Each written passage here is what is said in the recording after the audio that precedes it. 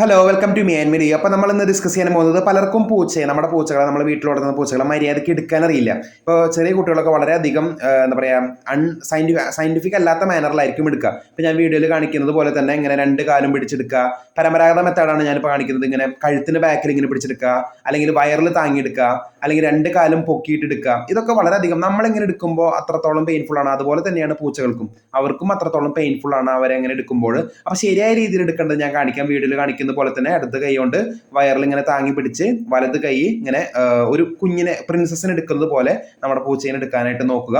അതുപോലെ തന്നെ രണ്ട് ഫ്രണ്ടിലത്തെ രണ്ട് കൈയും പിടിച്ചിട്ട് അതുപോലെ തന്നെ ബാക്കിലെ രണ്ട് കാലും നമ്മുടെ ഇടത് കൈ കൊണ്ട് സപ്പോർട്ട് ചെയ്ത് എടുക്കാവുന്നതാണ്. അതുപോലെ തന്നെ ഒരു ഷോൾഡർ മെത്തേഡ്, നമ്മുടെ കുഞ്ഞുങ്ങളൊക്കെ ഷോൾഡറിൽ ഇങ്ങനെ എടുക്കുന്ന പോലെ തന്നെയാണ് നമ്മുടെ പൂച്ചകൾ എടുക്കുന്നത്.